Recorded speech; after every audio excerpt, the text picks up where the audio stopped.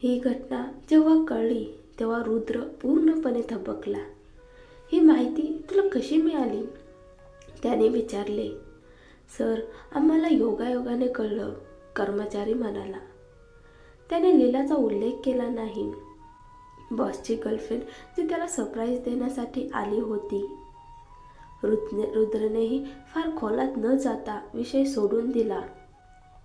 क्षणभर विचार करून रुद्र म्हणाला, ठीक आहे, जा तुमच्या कामाला लागा.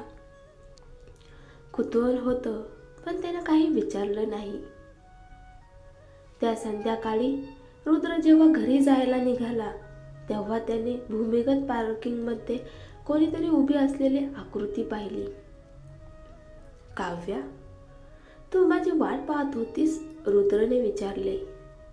हो, ती शांतपणे पुढे आली. मला तुला काही सांगायचं आहे. काय? राजदीप दिवाण, तू नवीन एक पाऊल उचलणार आहे. त्याने पाटील समूहासोबत हातमिळवणी केली आहे, ते मला माहीत आहे. सकाळी एका कर्मचाऱ्याने करारावर दिसलेलं नाव सांगितलं होतं. काव्या पुढे म्हणाली, तू ज्या प्रोजेक्टवर गुंतवणूक करतोय त्यात मोठी समस्या आहे. तुला माहिती आहे का? रुद्रचा चेहरा ताठ झाला. काय समस्या? स्वयंचालक कार प्रोजेक्ट. हा प्रोजेक्ट दिवाण कंपनीने परदेशातून कॉपी केला आहे. मी तपासून पाहिलं, ही 100% चोरी आहे. भारतामधल्या कुणालाच माहिती नाही, राजदीपलाही नाही. तो तर खुशीत करारावर सही करून अफाट रक्कम गुंतवली आहे. किती गुंतवली? रुद्रचे डोळे अरुंद झाले. 190 कोटी. रुद्रला धक्का बसला. इतका हुशार, चतुर माणूस, एवढा मोठा अविचार? काव्या म्हणाली, तो चतुर आहे, पण सध्या त्याची तब्येत खूप खराब आहे. डोक्याला सतत ठणका, बेचैनी, झोप नाही, चिडचिड वाढली आहे. अगदी रेणुकाबाईवरही राग काढतो. रुद्रच्या मनात धडधड वाढली. हे कधीपासून चालू आहे? काव्या हलकं हसली आणि निघून गेली. रुद्र हुशार होता. तिने त्याला इशारा केला होता. आता पुढचं पाऊल उचलणं त्याच्यावर होतं. दिवाण समूहाचा तडाखेबाज प्रोजेक्ट काही दिवसातच दिवाण समूहाने जाहीर केले.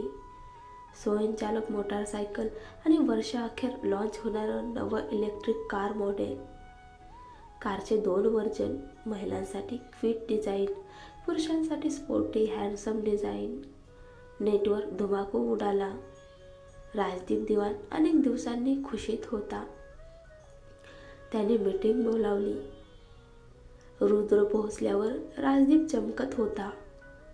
रुद्र गायकवाड, तुझे प्रोजेक्ट्स हल्ली मंदावलेत, तो हसत म्हणाला. रुद्र शांतपणे म्हणाला, दिवाण साहेबांसारखी दृष्टी आमच्याकडे कुठून येणार? मी मागेच आहे. राजदीप मोठ्याने हसला. नेटवर आमचा नवा प्रोजेक्ट पाहिलास का? अरे, तरुणांना तरी फॉरवर्ड व्हिजन असतं. तुझी दृष्टी मागे कशी पडली? दिवाण समूहाचे लोक खुश, तर गायकवाड समूहाचे लोक तोंड पाळून बसले. सगळे हसत होते. 4 मोठ्या कुटुंबामध्ये बदलाची चाहूल लागली होती.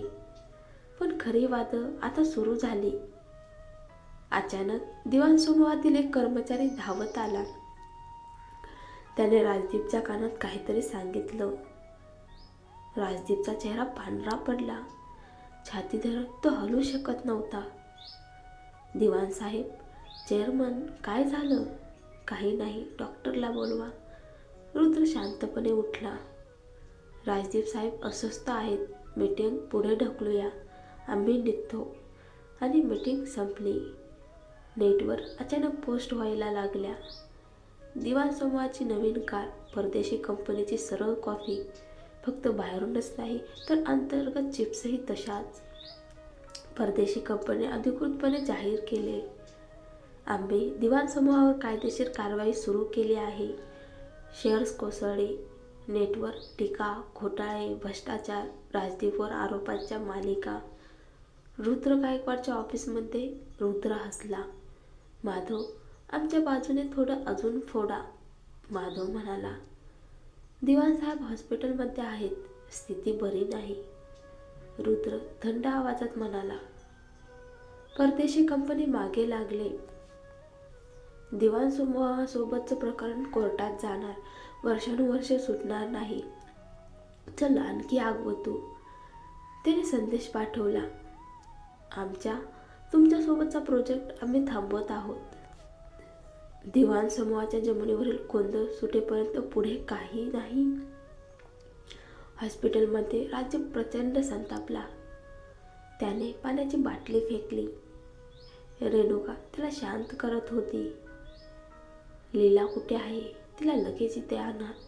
तो संतापला. बाहेर रुद्र निघाला होता तेव्हाच ओरड ऐकू आली. बचाव, कृपा करा. रुद्रने वर पाहिले. राजदीप दिवाण लीलाला ओढत आणत होता. तिचा हात त्याने जमिनीवर फेकला. राजदीप पाठीमागून ओरडला. रुद्र, मला फसवून पळून जाणार? तुझी गर्लफ्रेंड माझ्या ऑफिसमध्ये मध्यरात्री फाईल चोरण्यास आली होती. हा व्यापारी गुप्तहेर गुन्हा आहे.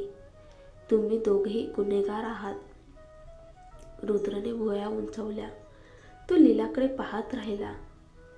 लीला खरंच? ती धापा टाकत म्हणाली. नाही, मी नाही केलं. पुरावा आहे का तुमच्याकडे? राजदीप हसला. तू मूर्ख आहेस. तुला वाटतं तू फाईल घेऊन जाशील? हे बघ, कॅमेऱ्यात तुझा चेहरा एकदम साफ दिसतो. पोलिसांकडे गेलं की संपलीस तू. लीला थरथरू लागली. तिच्या पायाखालची जमीन सरकली होती. लीला भीतीने थरथरत रुद्रकडे पाहत होती. रुद्रने डोळे अरुंद केले. तिच्याकडे एक कटाक्ष टाकला. लीला लगेच रडत म्हणाली. मी नाही केलं. रुद्रने राजदीप दिवाणकडे पाहिलं व शांत आवाजात म्हणाला. हो, तुम्ही तिला पोलीस स्टेशनला घेऊन जा. पण एक लक्षात ठेवा, हिचा माझ्याशी काहीही संबंध नाही. माझ्याकडून तुम्ही काय मिळवणार तिच्यावर केस करून? राजदीप दिवाणचा चेहरा फिक्का पडला. ती तुझी गर्लफ्रेंड. असं कोणी करतं का आपल्या गर्लफ्रेंडशी? रुद्र हसला. गर्लफ्रेंड कोणत्याही वेळी बदलू शकते. दिवाण साहेब, मी भावनांनी वाहून जाणारा माणूस नाही, हे तुम्हाला माहीतच आहे. लीला आश्चर्यचकित झाली. तिला वाटलं नव्हतं की रुद्र तिला इतक्या पटकन झटकून टाकेल. राजदीप गुरगुरला. ठीक आहे, रुद्र साहेब इतके न्यायप्रिय असतील तर चला पोलीस स्टेशनला घेऊन जा हिला. नाही, रुद्र वाचव मला, मी नाही केलं. लीलाचा जीव भांड्यात पडला. रुद्र शांत उभा राहिला आणि लीलाला ओढत नेले जाताना पाहत राहिला. त्या दिवाण समूहातून बाहेर पडताना त्याच्या मनात फक्त एकच विचार होता. ही मुलगी स्वतःहून जास्त हुशार समजते. त्या दिवशीची बातमी फुटली. गायकवाड समूहाने दिवाण समूहाशी असलेली भागीदारी तोडली. जगभरात यावर चर्चा सुरू झाली. पोलीस स्टेशन, लीलाचा खचलेला चेहरा. अर्धा दिवस चौकशी झाल्यावर लीलाची अवस्था बिकट झाली होती. तिने रुद्रला पाहताच ओरडून रडायला सुरुवात केली. रुद्र, मी हे सगळं तुझ्यासाठी केलं. मला माहीत नव्हतं की दिवाणनी कॅमेरा लावला असेल. रुद्रने थंड नजरेने विचारलं. तुला खरंच वाटतं मी एवढा मूर्ख आहे? दिवाण समूहासारख्या जागे तू सहज चोरी करू शकशील? खरंच असं वाटलं होतं? लीला थबकली. पण तू दिवाण समूहावर प्रहार करू शकला म्हणजे माझा प्लॅन कामी आला. रुद्रने कटाक्ष टाकला. लीला, तुला वाटतं दिवाण समूहाची बत्ती गुल होण्याचं कारण तू आहेस? स्वतःबद्दल एवढं गैरसमज ठेवू नकोस. लीला चक्क खुर्चीत कोसळली. रुद्र पुढे म्हणाला. तू म्हणतेस तू माझ्यासाठी केलं. ठीक आहे, हे न्यायालयाला सांग. कदाचित दया दाखवतील. तो उठला. रुद्र, मी तुझी गर्लफ्रेंड आहे. लीला निष्पापपणे कुजबुजली. पण रुद्र मागे वळून पाहिलंही नाही. त्या रात्री रुद्रची झोप उडते. रात्री रुद्र डोळे मिटू शकत नव्हता. लीला नसल्याने ॲक्युपंक्चर करण्यासाठी कोणी नव्हतं. माधव काळजीत म्हणाला, सर, आपण तिला सोडवत नाही. तुमच्या तब्येतीचे काही झालं तर? रुद्र कडक आवाजात म्हणाला, नाही. दिवाण तिला एवढ्या सहज सोडणार नाही. तू निघ. माधव गप्प झाला. दुसऱ्या दिवशी झोप न झाल्यामुळे रुद्र बेचैन झाला. डोकं दुखत होतं. छातीत जळजळ होती. तो अचानक उठला. दिवाण समूहात जातो. माधव घाबरला. दिवाण समूहात काव्या नुकतीच पोहोचली होती. ऑफिसमध्ये भीतीचं वातावरण. प्रोजेक्ट चोरीचा आरोप कंपनीवर खटले. सर्व कर्मचारी हादरलेले. अचानक तिने पाहिलं. रुद्र श्वास घेत घेत आत धावत येत होता. त्याची अवस्था विचित्र. डोळे लाल. तो थेट काव्याकडे पाहत ओरडला, तू इथे ये. काव्या दचकली. काय करताय तुम्ही? रुद्रने येता तिच्या कॉर्नरला पकडलं. सगळे कर्मचारी थरथरले. गायकवाड घराण्याचा वारस एखाद्या कुरूप क्लीनरला पकडून ओढतोय. काय वेळ लागलाय तुम्हाला? सोडा मला. काव्या धडपडली. रुद्र दातोड खात बोलला, तुला माहीत आहे ना, लीलाने वरच्या मजल्यावर जाऊन फाईल्स चोरल्या आणि दिवाणने तिचा व्हिडिओ काढला. काव्या थबकली. तिला आठवलं, लीला खरंच तिथे चोर पावलांनी गेली होती. काय झालं? काव्याने विचारलं. रुद्रने तिला भीतीवर दाबून विचारलं, का नाही सांगितलं? का? तू मुद्दाम सांगितलं नाहीस. काव्या रागाने म्हणाली, आणि का सांगू मी? कोण आहे ती माझ्यासाठी? तुमची गर्लफ्रेंड ना? मग तिच्या मूर्खपणाची जबाबदारी मी का घ्यावी? रुद्र थक्क झाला. काव्या आणखी रागाने म्हणाली, मला तिचा काही संबंध नाही. तिला पकडलं, तुरुंगात गेली. मला काय? पुढे तिची काळजी असेल तर स्वतः सांभाळा. माझ्यावर लादू नका तुमची जबाबदारी. काव्या तिथून निघून गेली. रुद्रने खूपच रागाने कपाळ दाबलं. प्रत्येक वेळी काव्याला भेटल्या की आयुष्य कमी होते असं वाटतंय.